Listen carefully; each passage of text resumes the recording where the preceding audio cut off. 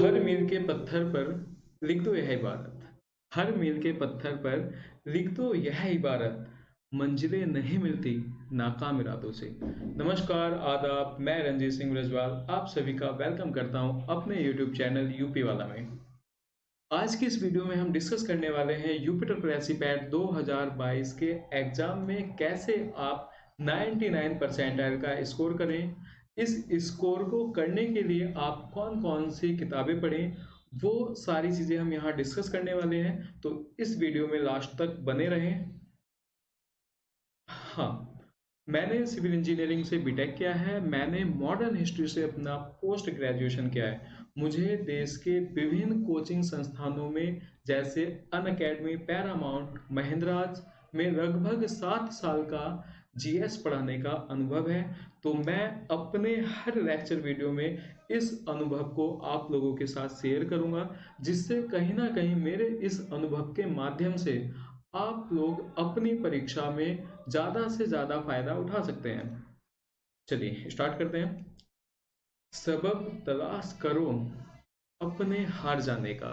सबब तलाश करो अपने हार जाने का। किसी की जीत पर रोने से कुछ नहीं होता। डिस्कस करते हैं यूपी ट्रिपल एससी पैट के सिलेबस के बारे में। यूपी ट्रिपल एससी ने पैट एग्जाम के सिलेबस को 15 टॉपिक में डिवाइड किया है। आज हम वो 15 के 15 वो टॉपिक देखने वाले हैं और ये भी देखेंगे कि किस टॉपिक से आपके कितने क्वेश्चन बनने वाले हैं। फर्स्ट ऑफ ऑल, भारतीय इतिहास, इंडियन हिस्ट्री से आपके 5 प्रश्न आएंगे और ये 5 प्रश्न आपके 5 अंक के होंगे, यानी इनके 5 मार्क्स होंगे। और अगर हम बात करें भारतीय इतिहास की, तो इस टॉपिक में आपका एंशिएंट और मिडेवल यानी आपका प्राचीन इतिहास और मध्यकालीन इतिहास से क्वेश्चन आने वाले हैं। और आपको किस टॉपिक पर फोकस करना है ये भी ध्यान रखना है। आपको फोकस करना है धर्म, रिलीजन। रिलीजन में भी आपके 2 धर्म आएंगे, बौद्ध धर्म और आपका बुद्धिस्ट और जैनिज्म। बौद्ध धर्म और जैन धर्म, यहाँ से आपका संभवतः एक क्वेश्चन आने की उम्मीद है। अगर हम बात करें आगे, महाजनपद। महाजनपद से आपका एक प्रश्न आ सकता है और वो 16 महाजनपदों में जो महाजनपद आपके स्पेशली यूपी में है, उन महाजनपदों की राजधानी पूछ सकता है, उनकी लोकेशन पूछ सकता है कि वर्तमान उनकी स्थिति क्या है। अगर हम बात करें आगे, आगे आपका मिडाइवल यानी मध्यकालीन इतिहास से दिल्ली सल्तनत। दिल्ली सल्तनत से आपका एक प्रश्न बन सकता है। दिल्ली सल्तनत पर आपके विभिन्न 7 राजवंशों ने शासन किया है। तो वो जो 7 आपके वंश है, जिसमें आपका खिलजी वंश, तुगलक वंश, सैयद वंश, वहां से एक प्रश्न आपका आ सकता है। दिल्ली सल्तनत के बाद आपका मुगल, मुगल से आपका एक प्रश्न बन सकता है। और ये मान के चलिए कि यहाँ से एक प्रश्न आपका बनेगा ही बनेगा। ठीक है। नेक्स्ट आपका जो सब्जेक्ट है वो रहेगा आपका भारतीय राष्ट्रीय आंदोलन। भारतीय राष्ट्रीय आंदोलन की अगर हम बात करें तो ये भारतीय इतिहास का ही एक पार्ट है और ये मॉडर्न हिस्ट्री है। बेसिकली आपका ये मॉडर्न हिस्ट्री है। यहाँ पर आपके जो प्रश्न रहेंगे वो 5 रहेंगे और मार्क्स भी आपके 5 रहेंगे। यहाँ के जो संभावित टॉपिक हैं आपके, वो है आपका कांग्रेस। एक प्रश्न आपका कांग्रेस से डेफिनेटली आएगा। कांग्रेस को आपको अच्छे से डिस्कस करना है। एक प्रश्न आपका कांग्रेस से आना ही आना है। सेकंड जो टॉपिक रहेगा आपका वो रहेगा गांधी, महात्मा गांधी। महात्मा गांधी जी के आंदोलन कि महात्मा गांधी का पहला आंदोलन कौन सा है, दूसरा कौन सा है, तीसरा कौन सा है, चौथा कौन सा है, किस आंदोलन में महात्मा गांधी का क्या योगदान रहा है, वहां से भी आपका डेफिनेटली एक क्वेश्चन आएगा। थर्ड रहेगा आपका ब्रिटिश वायसराय। ब्रिटिश वायसराय यानी किस वायसराय का क्या योगदान रहा है भारत के परिप्रेक्ष्य में, वहां से एक क्वेश्चन आपका आ जाएगा। थर्ड टॉपिक रहेगा आपका भूगोल यानी ज्योग्राफी। अब अगर हम बात करें भूगोल की, तो भूगोल को भी 2 सेक्शन में डिवाइड किया गया है। एक आपका रहेगा इंडियन ज्योग्राफी, भारत का भूगोल, और एक रहेगा आपका वर्ल्ड। अगर हम बात करें भारत का भूगोल, तो भारत के भूगोल में आपका बेसिकली इंडिया के मैप से ही क्वेश्चन बन जाएगा। आपको ज्यादा नहीं पढ़ना है इसके बारे में, आपको केवल इंडिया के मैप के बारे में ही सही से डिस्कस कर लेना है कि भाई इंडिया जो है आपका, इंडिया के किस स्टेट की बाउंड्री किससे टच करती है, किस स्टेट की बाउंड्री किस पड़ोसी देश से लगती है, और फिर आपका इंडिया के किस स्टेट की बाउंड्री अरब सी को टच करती है, किस स्टेट की बाउंड्री आपकी बे ऑफ बंगाल को टच करती है। दूसरा, भारत की कौन कौन सी महत्वपूर्ण नदियां हैं, भारत की महत्वपूर्ण नदियों के साथ साथ भारत के कौन कौन से महत्वपूर्ण पठार हैं, प्लेट्यू हैं, माउंटेन्स रेंज है। यहाँ से एक दो क्वेश्चन बन जाएंगे। अगर हम बात कर रहे हैं वर्ल्ड ज्योग्राफी की, तो वर्ल्ड ज्योग्राफी से आपका जो क्वेश्चन बनेगा वो सिंपल बनेगा कि विश्व के किस देश की क्या राजधानी है। दूसरा, विश्व के किस देश में जो महत्वपूर्ण पर्वत श्रृंखलाएं हैं, महत्वपूर्ण जो नदियां हैं, आपकी रिवर सिस्टम है, वहां से एक सिंपल वन लाइनर क्वेश्चन बन जाएगा। फोर्थ वन आपका जो सिलेबस रहेगा वो रहेगा आपका भारतीय अर्थव्यवस्था, इंडियन इकोनॉमी। इंडियन इकोनॉमी से आपके 5 प्रश्न आएंगे, और इसका जो सिलेबस है वो काफी वास्ट है, तो काफी विस्तृत सिलेबस है, तो आपको बहुत ज्यादा नहीं पढ़ना है इसके बारे में। आपको केवल नेशनल इनकम, अर्थव्यवस्था के प्रकार कि भाई आपकी अर्थव्यवस्था किस किस प्रकार की होती है, आपका नेशनल इनकम की जो राष्ट्रीय आय है, राष्ट्रीय आय कैसे प्राप्त की जाती है, राष्ट्रीय आय को कैसे कैलकुलेट करते हैं। दूसरा, गरीबी, गरीबी के साथ साथ बेरोजगारी, फिर बैंकिंग, बैंकिंग से भी आपका एक क्वेश्चन बन सकता है। ठीक है, ये आपका इकोनॉमी का सिलेबस रहेगा। फिफ्थ वन आपका इंडियन कॉन्स्टिट्यूशन, भारतीय संविधान। भारतीय संविधान सबसे इजी सब्जेक्ट समझा जाता है यूपी ट्रिपल एससी के पॉइंट ऑफ व्यू से। यहाँ से आपके 5 प्रश्न बनेंगे, और 5 प्रश्न में अगर हम डिस्कस करें तो एक क्वेश्चन आपका फंडामेंटल राइट से डेफिनेटली आना है, मौलिक अधिकार आपको पढ़ना ही पढ़ना है। दूसरा, अगर हम बात कर रहे हैं, एक प्रश्न आपका डीपीएसपी से आएगा, डीपीएसपी यानी राज्य के नीति निर्देशक तत्व। अगर हम बात करें आगे, तो एक प्रश्न आपका पार्लियामेंट यानी संसद से पूछा जाएगा, संसद को आपको अच्छे से पढ़ना है। और अगर हम बात करें आगे, तो एक क्वेश्चन आपका प्रेसिडेंट, प्रेसिडेंट मतलब आपका राष्ट्रपति, क्योंकि अभी हाल ही यानी वर्तमान में राष्ट्रपति के चुनाव हुए हैं, तो एक प्रश्न आपका यहां से बनेगा, और बाकी एक प्रश्न आपका पूरे पॉलिटी से। चलिए आगे हम बढ़ते हैं। आगे आपका सामान्य विज्ञान, जनरल साइंस। जनरल साइंस को 3 पार्ट में डिवाइड किया जाता है, physics, chemistry, bio. Mostly UP triple SC के एग्जाम का जो ट्रेंड रहा है, अगर हम उसके अकॉर्डिंग देखते हैं, तो एक प्रश्न आपका फिजिक्स में भी, एक प्रश्न आपका केमिस्ट्री, और 2 से 3 प्रश्न आपके पूछे जाएंगे बायोलॉजी से। ठीक है, तो आपको अपने बायो यानी जीव विज्ञान पर अच्छा फोकस करना है। यहाँ से आपके 2 से 3 प्रश्न पूछे जा सकते हैं, और यहाँ से जो बायो के प्रश्न आपके होने वाले हैं वो भी काफी इजी पूछे जाते हैं। जैसे फॉर एग्जांपल मान लीजिए पैटर्न, ठीक है, विटामिन से आ जाएगा, ब्लड, ये इंपॉर्टेंट टॉपिक है यूपी ट्रिपल एससी के पॉइंट ऑफ व्यू से। सेल्स, कोशिकाएं, रक्त, विटामिन, कोशिकाएं, यहां से आपके 1 या 2 प्रश्न बन सकते हैं। नेक्स्ट, 7th नंबर का जो हमारा टॉपिक रहेगा यूपी ट्रिपल एससी पैट के सिलेबस में, वो रहेगा आपका एलिमेंट्री मैथमेटिक्स, प्राथमिक अंकगणित। प्राथमिक अंकगणित से आपके 5 प्रश्न पूछे जाएंगे। और अगर हम बात कर रहे हैं प्राथमिक अंकगणित की, तो प्राथमिक अंकगणित में आपका टाइम एंड डिस्टेंस, जिसमें आपका टाइम एंड डिस्टेंस अगर हम बात कर रहे हैं समय और दूरी, उसके बाद आपके नाव वगैरह के प्रश्न, उसके बाद परसेंटेज, ठीक है, परसेंटेज के साथ साथ सिंप्लीफिकेशन, एक प्रश्न आपका सिंप्लीफिकेशन से डेफिनेटली पूछा जाता है। 8th वन सामान्य हिंदी सॉरी, अगर हम बात करें सामान्य हिंदी की, तो सामान्य हिंदी, हिंदी का सिलेबस काफी ज्यादा है। आगे मैं बुक के बारे में डिस्कस करने वाला हूँ कि आपको एलिमेंट्री मैथमेटिक्स के लिए कौन सी बुक पढ़नी है, हिंदी के लिए कौन सी बुक पढ़नी है। तो जो आपका हिंदी का सिलेबस रहेगा वो काफी छोटा सिलेबस है। यहाँ पर आप पढ़ सकते हो पर्यायवाची, उसके साथ आप पढ़ सकते हो वन वर्ड्स, वन वर्ड्स यानी आपका शब्द, वाक्यांश के लिए एक शब्द, उसके साथ साथ आप द्वंद्व शब्द, और उसके साथ साथ आपका संधि। तो यहाँ से आपके 5 प्रश्न बनेंगे। 9th नंबर पर सामान्य अंग्रेजी।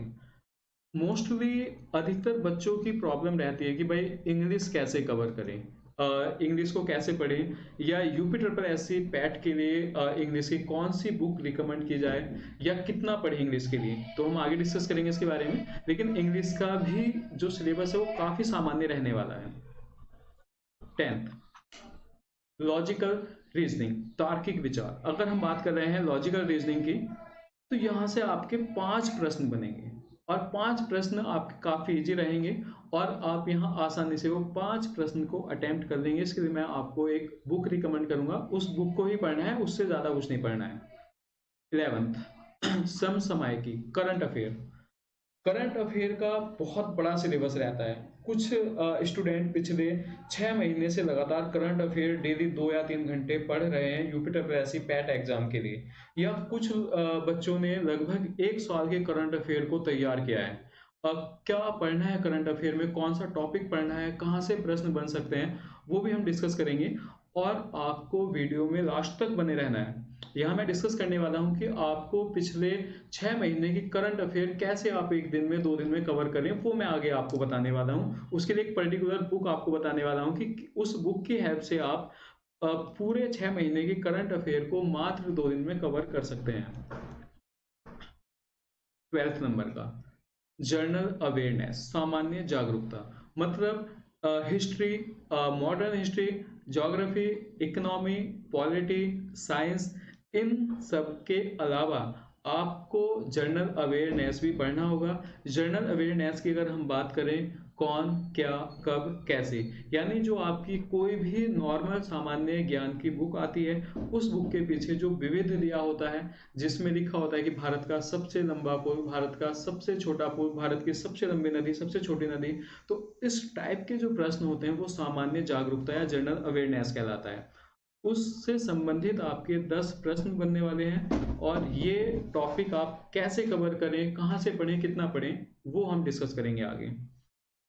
13 नंबर की अगर हम बात कर रहे हैं तो यहाँ पर आपका 2 अपठित गद्यांश पूछे जाएंगे और ये जो 2 अपठित गद्यांश होंगे ये आपके जर्नली हिंदी के होंगे, ठीक है, जिसे हम इंग्लिश में कॉम्प्रहेंशन बोलते हैं। तो ये सबसे आसान टॉपिक है इस सिलेबस का। अगर हम बात करें, यहाँ पर 2 पैसेज रहेंगे और उन 2 पैसेज से आपको प्रश्न छांटने हैं और मोस्टली बच्चों के यहाँ पर 10 में से 8 या 9 प्रश्न सही हो जाते हैं। नेक्स्ट 14 का है आपका ग्राफ व्याख्या। ग्राफ व्याख्या, और अगर हम 15 बात कर रहे हैं आपका टेबल व्याख्या, टेबल डिस्क्रिप्शन और ग्राफ वाला, तो ये दोनों आपका बेसिकली क्या है, डीआई, डेटा इंटरप्रिटेशन। ये आपका डीआई है, मैथ का एक टॉपिक है और यहाँ से आपके क्वेश्चन बनने वाले हैं 4, और ये जो 4 क्वेश्चन आपके रहेंगे ये आपके 5-5 नंबर के रहेंगे और टोटल अगर हम बात करेंगे तो इन दोनों के टोटल रहेंगे आपके 20 मार्क्स। डीआई के लिए आपको कौन सी बुक प्रीफर करनी है, आपको कौन सी बुक पढ़नी है, वो हम डिस्कस करेंगे। अगर आप मेरे द्वारा रिकमेंडेड बुक को ही पढ़ते हैं तो आप इजीली यहाँ पर मात्र 5 से 10 दिन की प्रैक्टिस, जो आपकी 5 से 10 दिन की प्रैक्टिस रहेगी, 5 to 10 डेज की प्रैक्टिस में आप 20 में से 20 का स्कोर कर सकते हैं। अगर यहाँ आपको 20 में से 20 का स्कोर मिल जाता है तो कहीं ना कहीं आप यूपीट्रिपल में 85 प्लस का स्कोर इजीली कर सकते हैं। चलिए बढ़ते हैं आगे। लॉजिकल रीजनिंग, रीजनिंग का बहुत बड़ा सिलेबस है। अगर हम रीजनिंग की बात करें, आपका वनडे एग्जाम की रीजनिंग अलग होती है जिसमें एसएससी वगैरह या स्टेट एग्जाम हो गया, रेलवे एग्जाम हो गया, बैंकिंग की रीजनिंग अलग होती है। लेकिन हम यहाँ डिस्कस करने वाले हैं कि यूपीट्रिपल पैट के एग्जाम में कौन कौन से टॉपिक आपके आने वाले हैं। फर्स्ट टॉपिक आपका ऑर्डर एंड रैंकिंग, ठीक है। सेकेंड आपका ब्लड रिलेशन, कैलेंडर वगैरह ये पढ़ना है आपको। कोडिंग डिकोडिंग का भी एक प्रश्न आपको मिल सकता है। फिर कॉजेस इफेक्ट, इसका भी मिल सकता है। डिसीजन आर्ग्यूमेंट या डिसीजन मेकिंग यहाँ से मिल सकता है। छोटा बड़ा, इससे भी मिल सकता है। छोटा बड़ा मतलब ये एक्स वाई टाइप से दिया रहेगा आपका, तो यहाँ पर भी आपका एक प्रश्न बन सकता है इससे, ठीक है। अगर हम बात करें डिफ्रेंशिएट, यहाँ से बन सकता है। फिर आपका नेगेटिव रीजनिंग, नकारात्मक तर्क, यानी आपका वाक्य विश्लेषण दिया रहेगा और उससे आपको डिसीजन लेना है, वहां से भी आपका एक प्रश्न बन सकता है। तो ये मेन टॉपिक है आपके लॉजिकल रीजनिंग के। आप केवल इन्हीं टॉपिक को अच्छे से पढ़ें और इनके लिए मैं आपको आगे बुक भी रिकमेंड करने वाला हूँ कि कौन सी बुक से आपको इन्हें कवर करना है। जर्नल अवेयरनेस, अब जनरल अवेयरनेस में ये बहुत बड़ा कंफ्यूजन रहता है कि भाई क्या पढ़ें क्या ना पढ़ें।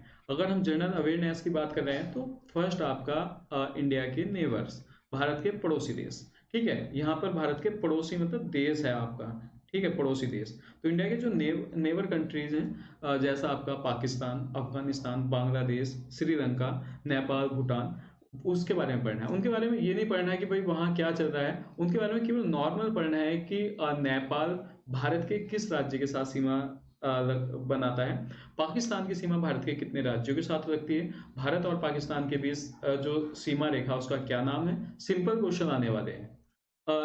सेकंड वन आपका जो वर्ड है, वर्ड के आपके कौन कौन से देश हैं, वो जो देश है उन देश की क्या राजधानियां हैं, किस देश की क्या मुद्रा है, क्या करेंसी है, यहाँ से क्वेश्चन बन सकता है। इंडिया के स्टेट पूछ सकता है वो कि इंडिया की किस स्टेट की क्या कैपिटल है, कौन सा स्टेट कितने स्टेट को टच करता है। फिर ये भी आपका, हालांकि आपने पॉलिटी पढ़ा है, पॉलिटी में इंडियन पार्लियामेंट का सिलेबस है, जो इंडियन पार्लियामेंट है पॉलिटी का ही सिलेबस है, बट जनरल अवेयरनेस में पूछ सकता है।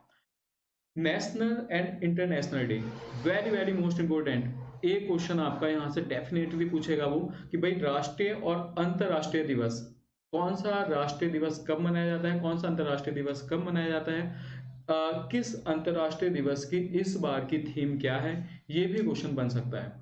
एक क्वेश्चन आपका यहां से बनेगा, विश्व संगठन और मुख्यालय, वर्ल्ड ऑर्गेनाइजेशन एंड हेडक्वार्टर, कि भाई किस संगठन का हेडक्वार्टर कहां पर है, किस ऑर्गेनाइजेशन का हेडक्वार्टर कहां पर है, किस ऑर्गेनाइजेशन की स्थापना कब हुई। ये भारतीय पर्यटन स्थल, इंडिया के पर्यटन स्थल में आपका कि कौन सा मंदिर किस स्टेट में पड़ता है, कौन सा मंदिर या कौन सा ऐतिहासिक स्थल किस लिए प्रसिद्ध है। Art and culture, art and culture से भी आपका प्रश्न बन सकता है। आर्ट एंड कल्चर में आपका आ जाएगा यहाँ से, हाँ डेफिनेटली ये क्वेश्चन आपका बन जाएगा कि किस राज्य का लोक नृत्य क्या है, किस राज्य का लोक नृत्य क्या है। हमारे जो नृत्य हैं, हमारे अगर लोक सांस्कृतिक नृत्य कौन से हैं। फिर दूसरा यहाँ से बन जाएगा कि जनजातियां, किस राज्य में कौन सी जनजातियां निवास करती हैं, उन जनजातियों की विशेषताएं क्या है। यहाँ से एक क्वेश्चन। भारतीय व अंतर्राष्ट्रीय खेल, यहाँ से भी आपका एक प्रश्न बनने की पूरी संभावना है कि आपका किस खेल में कितने खिलाड़ी होते हैं, किस खेल से संबंधित कौन सा पुरस्कार या कौन सी ट्रॉफी दी जाती है, ये प्रश्न बनेगा। भारतीय अनुसंधान संस्थान, Indian research institute, Indian research institute की अगर हम बात कर रहे हैं तो यहाँ पर आपका इसरो वगैरह की स्थापना कब हुई। ठीक है, इसरो के साथ साथ वो विश्व के भी अनुसंधान संस्थान के बारे में पूछ सकता है, नासा वगैरह के बारे में पूछ सकता है। वेरी वेरी मोस्ट इंपोर्टेंट, एक प्रश्न आपका, एक या दो प्रश्न आपके यहाँ से बन जाएंगे। ठीक है, कि अभी जो हाल ही में रिलीज हुई जो किताबें हैं, बुक्स हैं, उन बुक के राइटरों के नेम क्या है। वेरी वेरी मोस्ट इंपोर्टेंट, 2 से 3 प्रश्न आपके एग्जाम में यहां से मिलेंगे। पुरस्कार और सम्मान, अवार्ड्स एंड ऑनर, कि किस क्षेत्र में किस व्यक्ति को कौन सा पुरस्कार दिया गया, कौन सा सम्मान दिया गया, पद्म विभूषण, पद्म भूषण, पद्मश्री किसे मिला, ज्ञानपीठ, सरस्वती सम्मान, ये सारे सम्मान के बारे में वो आपसे एग्जाम में पूछ सकता है। जलवायु परिवर्तन और पर्यावरण, यहाँ से भी आपका एक प्रश्न बन सकता है। तो अगर हम बात करें ओवरऑल जनरल अवेयरनेस के बारे में, तो आपको ये टॉपिक बहुत अच्छे से ध्यान रखना है, ये तो आपको रटना ही रटना है। और ये बहुत ज़्यादा पुराना नहीं, लास्ट 6 मंथ का, मतलब ये आप करंट अफेयर में भी तैयार कर सकते हो, आपका एक करंट अफेयर में भी तैयार हो जाएगा। चलिए, सामान्य हिंदी। अभी जो मेरी वीडियो है, मेरी वीडियो में नीचे जो स्ट्रिप आ रही है, इस स्ट्रिप पर आपका अभी हाल ही में आई हुई वैकेंसीज के बारे में जानकारी दी गई है। इन जानकारी को, इन वैकेंसीज को आप देख सकते हैं। अगर ये आपके क्वालिफिकेशन के अकॉर्डिंग है तो आप इन्हें अप्लाई कर सकते हैं। सामान्य हिंदी, हिंदी का सिलेबस बहुत बड़ा है, लेकिन टॉपिक की अगर हम बात करें तो संधि से क्वेश्चन आने वाला है, विलोम शब्द, वाक्यांश के लिए एक शब्द, समानार्थी शब्द आ सकता है, लिंग आ सकता है। ठीक है, समतुल्य शब्द पूछे जा सकते हैं, त्रुटियां पूछी जा सकती हैं, जो कॉमन एरर होती है, जैसे इंग्लिश में कॉमन एरर होती है वैसे हिंदी में भी कॉमन एरर होती है कि कोई एक पर्टिकुलर वाक्य दिया होगा उसमें क्या एरर हो सकती है। आपके मुहावरे हो सकते हैं, एक क्वेश्चन तो मुहावरे से बनना ही बनना है, मुहावरे और लोकोक्ति से। लेखक और रचनाएं हो सकती है, एक क्वेश्चन आपका यहाँ से भी बन जाएगा। ठीक है, बाकी इन सारे टॉपिक से आपका एक प्रश्न और ये 2 प्रश्न आपके यहाँ से। अब कौन सी बुक पढ़ें, देखो मार्केट में बहुत सारी बुक्स आपके अवेलेबल हैं, तो देख लेते हैं। अगर हम बात करें, ये आपकी एक मास्टर बुक है। डॉक्टर पृथ्वीनाथ पांडे की बुक है ये, नालंदा पब्लिकेशन की एक मास्टर बुक है। अगर आपके पास इस बुक को पढ़ने का समय नहीं है, तो फिर आप क्या कर सकते हैं, फिर आप आदित्य पब्लिकेशन की इस बुक को भी पढ़ सकते हैं। आदित्य पब्लिकेशन की इस बुक के बहुत सारे वर्जन मार्केट में अवेलेबल हैं, जिसमें आपका UP triple SC, UP triple SC नाम से या इसके प्रीवियस पेपर के नाम से भी एक वर्जन मार्केट में है, तो आप उसे ले सकते हैं और प्रीवियस ईयर के क्वेश्चन लगा सकते हैं, जिससे आप 5 या 10 दिन में पूरी बुक को अच्छे से अध्ययन कर लेंगे और 5-10 दिन में अध्ययन करने के बाद आप इसका रिवीजन भी कर सकते हैं आसानी से। चलिए अब बात करते हैं पूरे पैट के लिए कौन कौन सी महत्वपूर्ण किताबें आपकी होने वाली हैं। अगर हम बात करें जनरल अवेयरनेस और आपका जीएस का, तो जीएस एक बड़ा रोल आपके एग्जाम में प्ले करने वाला है। ठीक है, ओवरऑल अगर हम बात करें तो 50 प्लस जो मार्क्स हैं आपके, वो आपके जर्नल स्टडीज आने वाले हैं, जीएस आने वाले हैं।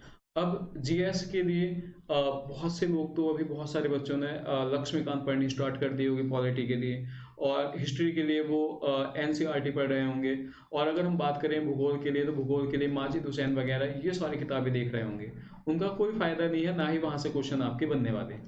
अगर हम बात करें जीएस के लिए, तो आपको केवल और केवल लुसेंट पढ़नी है। ठीक है, बहुत सारी किताबें नहीं पढ़नी, हालांकि मैं लुसेंट को रिकमेंड नहीं करता हूँ किसी अदर एग्जाम के लिए। बट अगर हम बात कर रहे हैं यूपी ट्रिपल एससी के लिए, तो यूपी ट्रिपल एससी एग्जाम के लिए आपको केवल और केवल लुसेंट पढ़ना है। और लुसेंट को आप कम से कम एग्जाम से पहले 4 से 5 बार अच्छे से पढ़ लीजिए। बुक को कैसे पढ़ना है, कैसे आप 4 से 5 बार रीड कर सकते हैं, कैसे पूरी लुसेंट को आप 1 से 2 दिन में पढ़े, इसके लिए भी मैं एक वीडियो बनाने वाला हूं, और उस वीडियो में हम डिस्कस करेंगे कि लुसेंट को आप कैसे 1 से 2 दिन में पूरी लुसेंट कवर करें आसानी से। करंट अफेयर, अगर हम करंट अफेयर की बात कर रहे हैं, 10 मार्क्स, और 10 मार्क्स के साथ साथ करंट अफेयर में आपका जर्नल अवेयरनेस, जर्नल अवेयरनेस कितना है आपका, ये भी 10 मार्क्स का है। तो अगर हम बात करें 5 मार्क्स आपके जनरल अवेयरनेस के, 15 मार्क्स, 15 मार्क्स आपके केवल एक ही बुक कवर करेगी, और वो है आपका रुक्मणी पब्लिकेशन। रुक्मणी पब्लिकेशन की जो करंट अफेयर की बुक है, ये हर 2 महीने के बाद इसका एक वार्षिकांक आता है। वार्षिकांक मतलब इसका एक एनुअल एडिशन आता है। इस एनुअल एडिशन को आप परचेज कर लीजिए और उस एडिशन को अच्छे से पढ़िए, और कम से कम एग्जाम में जाने से पहले आप इस बुक को 4 से 5 बार रिवाइज कीजिए। इसमें आपका सारे अवार्ड्स कवर हो जाएंगे, इसमें आपका सारी नियुक्तियां कवर हो जाएंगी, इसमें आपका जनरल अवेयरनेस के साथ साथ आपका मोस्टली जो देश हैं, देशों की कैपिटल वगैरह कवर हो जाएंगी, आपका ब्रांड एम्बेसडर वो कवर हो जाएंगे। तो ये बुक आपके लिए बहुत बड़ा रोल प्ले करने वाली है यूपी ट्रिपल एससी एग्जाम के लिए, तो इस बुक को बिल्कुल भी मिस ना करें। Third, arithmetic. अर्थमेटिक के लिए आपको बड़े बड़े जो मैथमेटिशियन है या मैथ के जो टीचर हैं, फॉर एग्जांपल आपका मैं नाम नहीं लूंगा, आप लोग क्या करते हैं कि वो बड़ी बड़ी वीडियो देखते हैं कि आपको मैथ को, एडवांस मैथ को बहुत अच्छे से करना है, आपको अर्थमेटिक को सीजीएल लेवल का करना है, तो उतना ज़्यादा आपके एग्जाम में नहीं आने वाला है। आप केवल शारदा पब्लिकेशन की इस बुक को इजीली रीड कर सकते हैं, और सारे क्वेश्चन भी नहीं लगाने, बस इस बुक के जो एग्जाम्पल हैं, इस बुक के जो एग्जाम्पल्स हैं, केवल आप एग्जाम्पल कर लीजिए। एग्जाम्पल भी अगर आपने अपने सिलेबस के अकॉर्डिंग कर लिए, तो डेफिनेटली आप मैथ के 5 क्वेश्चन आएंगे, 5 के 5 क्वेश्चन आपके सही हो जाएंगे। चलिए नेक्स्ट, रीजनिंग। अगर हम बात कर रहे हैं रीजनिंग की, रीजनिंग की जो बुक है आपकी, वो रहेगी आपकी आर के झा की। हालांकि ये बुक आपकी छोटे वनडे एग्जाम के लिए सबसे बेस्ट बुक है। केवल आपको इस बुक में जितने भी प्रश्न दिए हैं, वो प्रश्न आपको लगाने हैं, और जब वो आप सारे प्रश्न लगा लेंगे, तो आपका रीजनिंग का कोई भी प्रश्न यूपी ट्रिपल एससी एग्जाम के लिए, यूपी ट्रिपल एससी एग्जाम से नहीं बचेगा। ठीक है, अब हम बात कर रहे हैं डीआई की। डीआई आपकी 20 मार्क्स की आने वाली है। देखो, डीआई आप दोनों बुक से कवर कर सकते हो, आर के झा इसमें डीआई जो है डीआई का बहुत लो लेवल है। अगर हम बात करें एच डी यादव, जो एच डी यादव की अभी लेटेस्ट जो इसका वर्जन आया है, अभी जो इसका नया वर्जन आया है, उसमें डीआई को बहुत अच्छे से समझाया गया है। और डीआई की आपकी बहुत सारी प्रॉब्लम है, डीआई के बहुत सारे अलग अलग टाइप के क्वेश्चन है। अगर आप इस बुक से डीआई करेंगे, डेफिनेटली आप यहाँ 20 में से 20 का स्कोर कर सकते हैं। मैं अपनी वीडियो में डीआई भी बताऊंगा आपको, डीआई की प्रॉब्लम को कैसे सॉल्व करें वो भी हम डिस्कस करेंगे आगे। तो ये था आपका बुक्स का कलेक्शन। अगर किसी को फिर भी समझ ना आए तो वो मुझे कमेंट बॉक्स में कमेंट कर सकता है। चलिए, अब आपके लिए क्या सेफ स्कोर होने वाला है। आप कितना स्कोर करें कि यूपी ट्रिपल एस सी के आने वाले एग्जाम के लिए आप एलिजिबल रहें। अगर हम बात कर रहे हैं सबसे पहले आवेदन की, तो इस बार आपके 37,63,000 उम्मीदवारों ने आवेदन किया है। मतलब आप ये समझ लीजिए कि लास्ट टाइम आपका लगभग 22 लाख लोगों ने आवेदन किया था, और इस बार क्या है, कितने लोगों ने, 37,63,000 लोगों ने आवेदन किया है। तो मतलब जाहिर सी बात है, कंपटीशन आपका बढ़ने वाला है और कंपटीशन एक बड़े लेवल पर पहुंचने वाला है। लास्ट टाइम ये रहा था कि कोरोना की वजह से बहुत सारे बच्चे, बहुत सारे स्टूडेंट आवेदन नहीं कर पाए थे, लेकिन इस बार आप देखिए क्राउड है। आप ये देखिए, यूपी का ये सबसे बड़ा एग्जाम होने वाला है। अगर हम इस एग्जाम की डेट की बात करें, तो अभी तक जो संभावित तिथि है वो आपकी 15 से 16 अक्टूबर है, यानी दिन आपका रहेगा शनिवार का और रविवार का। हालांकि डेट आपकी आगे एक्सटेंड भी हो सकती है। तो अब हम यहाँ डिस्कस करने वाले हैं कि भाई आपके लिए कितना स्कोर सेफ रहेगा। लास्ट टाइम लेखपाल का जो नोटिफिकेशन आया, वो लगभग वैकेंसी आपकी 8,000 प्लस थी। और उन 8,000 प्लस वैकेंसी के लिए आयोग ने जो अपना cut off, minimum cut off लगाया, वो आपका 62 प्लस था। अगर आप जनरल कैटेगरी के स्टूडेंट हैं तो आपको 62 प्लस रॉ मार्क्स आपके होने चाहिए, तभी आप किसका एग्जाम दे सकते थे, लेखपाल का। हालांकि जब सप्लाई इंस्पेक्टर वगैरह की पोस्ट आई, तो आयोग ने अपना कट ऑफ कितना लगाया, वो लगाया आपका 86 पॉइंट प्लस, मतलब 86 प्लस लगाया। हालांकि वो था 86.15 के अप्रोक्स था, ये लगाया। अब देखो रॉ मार्क्स 86.15, कितना मतलब मेहनत करनी पड़ेगी आपको इतना स्कोर लाने के लिए। ठीक है, तो अब सेफ स्कोर क्या होने वाला है आपके लिए वो देखते हैं। सबसे पहले डिस्कस कर लेते हैं कौन कौन सी संभावित वैकेंसी आपकी 2022 के लास्ट में या 23 में आने वाली है। अभी तक जो यूपी ट्रिपल एससी के जो समीक्षक हैं, या यूपी ट्रिपल एससी से जो भी जानकारी बाहर आई है, उनके अनुसार लगभग 4,000 लेखपाल के पद आने वाले हैं। लगभग 2,000 आपके वीडियो के, जो आपका ग्राम विकास अधिकारी है, उसके पद आने वाले हैं, और ये पद आपके रहेंगे लेखपाल के। ठीक है, अगर हम बात करें, इस बार लेखपाल के पद थे 8,000, और 8,000 थे तो कट ऑफ कितना लगाया था मिनिमम लेखपाल के एग्जाम में सम्मिलित होने के लिए, 62। और नेक्स्ट टाइम आपका लेखपाल के पद संभावित कितने हैं, 4,000। तो आप मान लीजिए डेफिनेटली ये कट ऑफ आपका 62 से तो इंक्रीज होगा। कितना हो सकता है, ये आपका कट ऑफ इंक्रीज हो सकता है 70 to 75 मिनिमम। जिसके इतने रॉ मार्क्स होंगे, जिसके इतने रॉ मार्क्स होंगे, वही स्टूडेंट आपका लेखपाल का एग्जाम दे सकता है।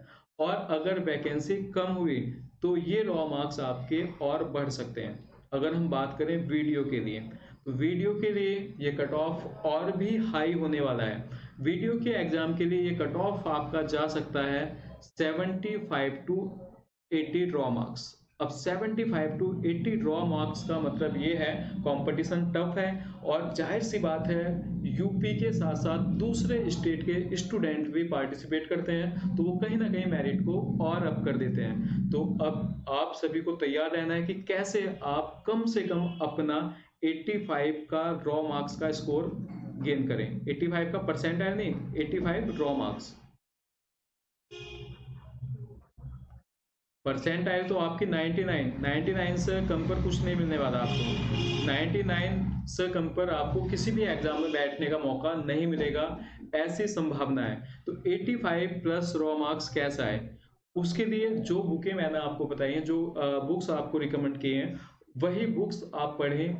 मार्केट में बहुत सारा कचरा है, बहुत सारी किताबें हैं आपकी, बहुत सारे यूट्यूब चैनल हैं, दुनिया भर की बातें हैं कि वो ये भी करा रहे हैं, वो भी करा रहे हैं, ठीक है? लेकिन आपको केवल अपने 85 मार्क्स पर टारगेट करना है और उसी के अकॉर्डिंग किताबों का अध्ययन करना है, ठीक है?